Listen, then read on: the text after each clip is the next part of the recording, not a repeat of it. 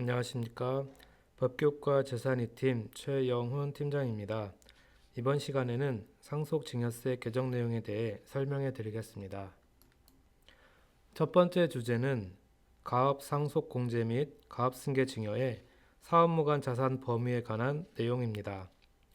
가업에 해당하는 법인의 주식을 상속받은 경우에는 상속재산에서 최대 600원까지 공제받을 수 있고, 증여받은 경우에는 일반 세율보다 낮은 10%에서 20%의 세율을 적용받을 수 있습니다. 다만 상속 증여받은 주식가액 전부에 대해서 이러한 혜택을 주는 것은 아니고, 가업법인의 총 자산 중에서 사업무관 자산이 차지하는 비율만큼은 제외를 하고 있습니다. 사업무관 자산에는 비사업용 토지, 업무무관 자산, 임대부동산, 대여금, 과다보유 현금, 영업활동과 관련 없이 보유하고 있는 주식 등이 있습니다. 개정 내용은 사업무관 자산 중의 일부를 사업 관련 자산으로 인정하였습니다. 먼저 임직원 사택입니다. 다만 소액 주주가 아닌 주주와 최대 주주의 친족 등은 임직원의 범위에서 제외됩니다. 다음은 사택입니다.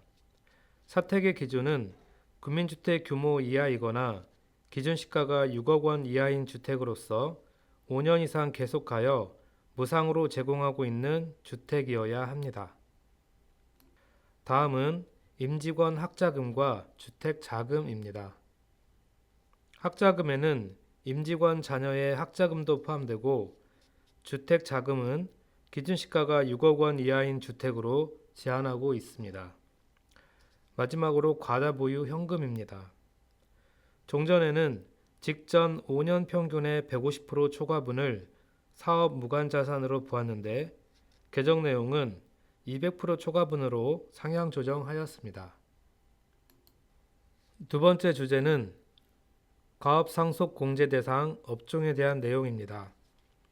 가업상속 공제 대상 업종은 상속세 및 증여세법 시행령 별표에 열거하고 있는데, 개정 내용은 소상공인법상 100년 가계를 업종에 추가하였습니다.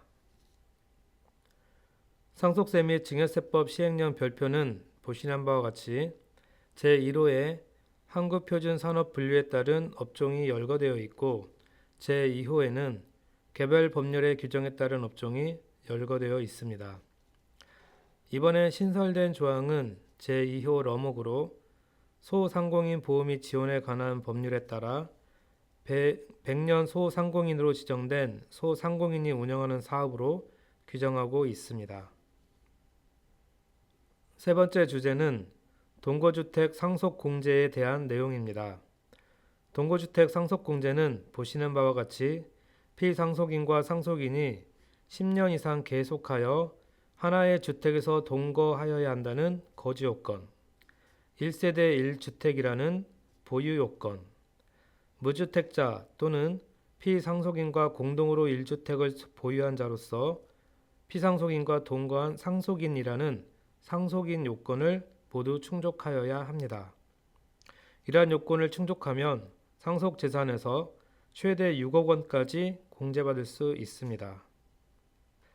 앞에서 말씀드린 것처럼 동거주택 상속공제의 보유요건은 원칙적으로 1세대 1주택에 해당하여야 합니다. 다만 1세대 1주택이 아니더라도 예외적으로 1세대 1주택으로 인정하는 경우가 있습니다. 일시적 2주택, 문화재 주택, 인용주택, 귀농주택, 그리고 공동상수주택 소수 지분을 소유하고 있는 경우입니다. 이 중에서 공동상속주택 소수 지분은 피상속인 또는 상속인이 피상속인의 사망 전에 발생된 제3자의 상속으로 인해서 공동으로 소유하는 주택을 소수 지분자로서 소유한 경우를 말합니다. 개정 내용에서는 공동상속주택 소수지분 보유자의 범위를 피상속인 또는 상속인에서 상속인의 배우자까지 확대하였습니다. 참고로 개정 내용은 2025년 2월 28일 이후 결정 경정분부터 적용하는 것으로 경과 규정이 마련되었으니 업무에 유의하시기 바랍니다. 네 번째 주제는 특정 법인과의 거래를 통한 증여 의제에 대한 내용입니다.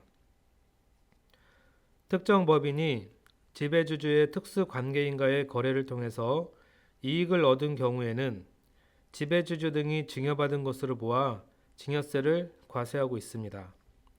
이때 과세 대상이 되는 거래에는 아래에 보시는 바와 같이 재산 용역의 무산 제공이나 고저가 거래, 그리고 채무의 면제, 인수, 변제, 마지막으로 시가보다 낮은 가액으로 현물 출자하는 경우입니다.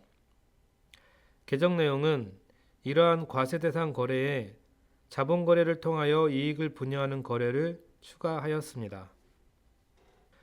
한편 이번 개정 법률에 대한 시행령은 3월 21일부터 4월 16일까지 입법 예고 기간을 거쳐서 시행될 예정입니다. 시행령 개정과 관련하여 기획재정부에서 2025년 3월 20일 보도자료를 배포했습니다. 증여세가 과세되는 자본거래 유형으로 불균등 감자, 불균등 증자, 현물출자, 주식 전환, 초과배당, 합병, 그리고 주식의 포괄적 교환 이전을 예로 들고 있습니다. 다만 정확한 개정 내용은 최종적으로 공포된 시행령의 내용을 확인하시기 바랍니다. 다섯 번째 주제도 특정 법인에 대한 내용입니다. 종전에는 증여의제가 적용되는 특정 법인을 지배주주 등의 직간접 주식 보유 비율이 30% 이상인 내국 법인으로만 규정하였었는데 개정 내용은 이러한 특정 법인에 외국 법인도 추가하였습니다. 여섯 번째 주제는 증여재산 공제에 대한 내용입니다. 증여재산 공제는 증여자와 수증자의 관계에 따라 달리 적용합니다.